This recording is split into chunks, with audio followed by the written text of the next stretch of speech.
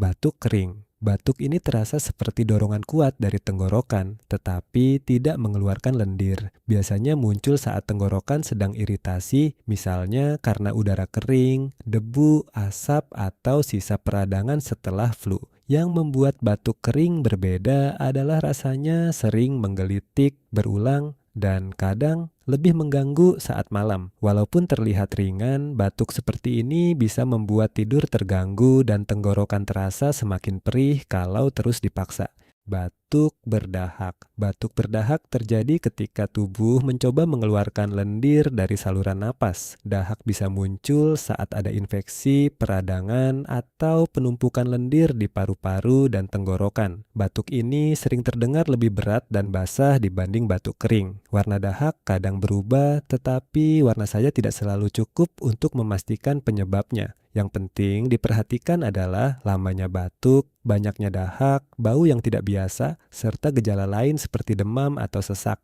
Batuk akut. Batuk akut adalah batuk yang muncul tiba-tiba dan biasanya berlangsung singkat, seringkali hanya beberapa hari sampai beberapa minggu. Penyebab paling umum adalah infeksi ringan seperti pilek atau flu. Pada banyak orang, batuk akut muncul setelah hidung tersumbat, tenggorokan gatal, atau badan terasa tidak enak. Batuk ini penting dikenali karena biasanya merupakan reaksi sementara tubuh, tetapi tetap perlu diperhatikan bila disertai sesak, nyeri dada, atau demam tinggi yang tidak membaik. Batuk kronis. Batuk kronis adalah batuk yang bertahan lama, biasanya lebih dari 8 minggu pada orang dewasa. Berbeda dari batuk biasa, batuk ini sering menjadi tanda bahwa ada penyebab yang terus berlangsung di dalam tubuh. Bisa berkaitan dengan asma, alergi, asam lambung, kebiasaan merokok, atau iritasi saluran napas jangka panjang. Karena berlangsung lama, batuk kronis bisa mengganggu pekerjaan, tidur, dan aktivitas harian. Inilah jenis batuk yang sebaiknya tidak dianggap sebagai sisa flu biasa tanpa pemeriksaan lebih lanjut.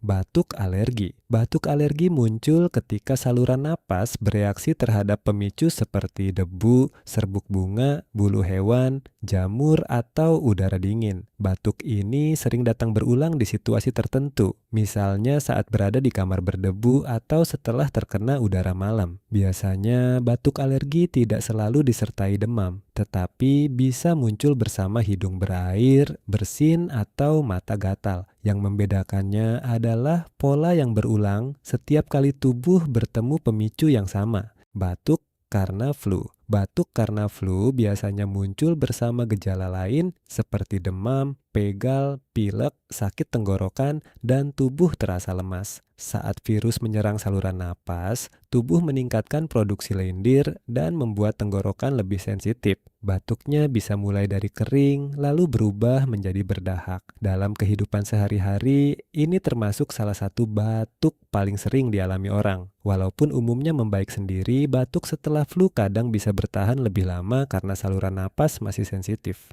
Batuk karena postnasal drip. Batuk ini terjadi ketika lendir dari hidung atau sinus mengalir ke belakang tenggorokan. Orang yang mengalaminya sering merasa tenggorokan seperti ada yang mengganjal sehingga terus ingin berdehem atau batuk. Penyebabnya bisa pilek, alergi, sinusitis, atau perubahan cuaca. Batuk seperti ini sering lebih terasa saat berbaring, karena lendir lebih mudah mengalir ke tenggorokan. Itulah sebabnya banyak orang merasa batuknya memburuk saat malam atau saat baru bangun tidur. Batuk asma. Batuk asma muncul karena saluran napas menjadi sempit dan lebih sensitif. Tidak semua asma langsung terlihat sebagai sesak napas yang berat. Pada sebagian orang, batuk justru menjadi gejala utama. Batuk ini sering muncul saat malam setelah olahraga, terkena udara dingin, atau setelah menghirup debu dan asap. Kadang disertai bunyi mengi seperti siulan kecil saat bernapas. Batuk asma penting dikenali karena penyebabnya bukan hanya iritasi tenggorokan, tetapi perubahan pada saluran napas bagian bawah.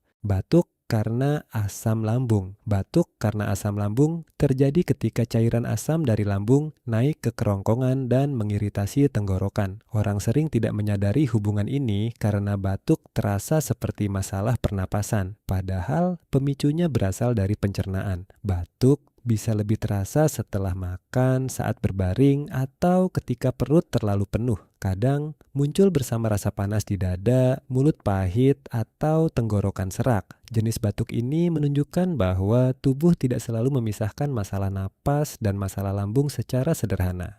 Batuk bronkitis. Batuk bronkitis muncul ketika saluran bronkus, yaitu jalur udara menuju paru-paru, mengalami peradangan. Pada bronkitis akut, batuk sering terjadi setelah infeksi virus dan bisa berlangsung beberapa minggu. Batuknya biasanya berat, berdahak, dan membuat dada terasa tidak nyaman. Pada bronkitis kronis, batuk bisa berulang dalam jangka panjang, terutama pada perokok atau orang yang sering terpapar polusi. Jenis batuk ini penting karena melibatkan saluran napas yang lebih dalam, bukan hanya tenggorokan.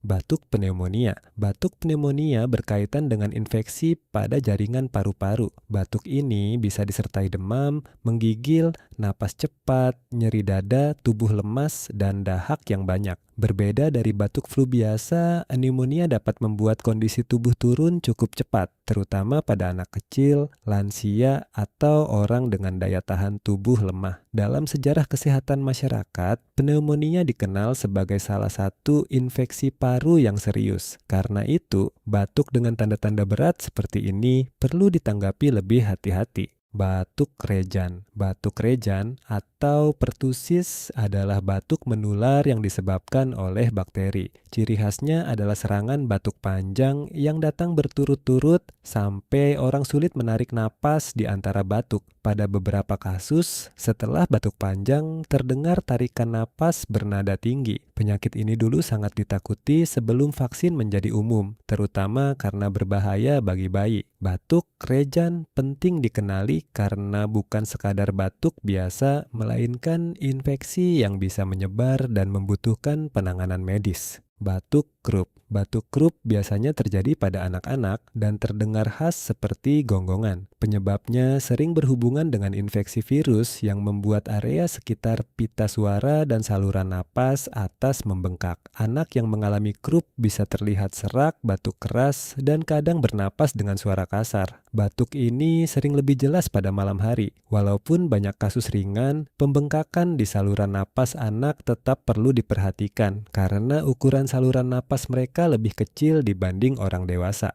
Batuk tuberkulosis. Batuk tuberkulosis biasanya berlangsung lama dan tidak membaik seperti batuk biasa. Penyakit ini disebabkan oleh bakteri yang terutama menyerang paru-paru dan masih menjadi masalah kesehatan penting di banyak negara, termasuk Indonesia. Batuk ini bisa disertai berat badan turun, keringat malam, demam ringan, lemas, atau batuk berdarah. Yang membuatnya penting adalah sifatnya yang menular lewat udara dan perlu pengobatan teratur dalam waktu panjang. Batuk lama seperti ini sebaiknya tidak dibiarkan tanpa pemeriksaan. Batuk perokok. Batuk perokok muncul karena saluran napas terus-menerus terpapar asap dan zat iritan dari rokok. Tubuh mencoba membersihkan lendir dan partikel yang menumpuk, sehingga batuk sering terjadi terutama pada pagi hari. Lama-kelamaan, batuk ini bisa menjadi bagian dari kerusakan saluran napas yang lebih serius. Banyak orang menganggapnya biasa karena sudah terjadi bertahun-tahun, padahal batuk yang menetap pada perokok bisa menjadi tanda bahwa paru-paru sedang bekerja keras melawan iritasi harian.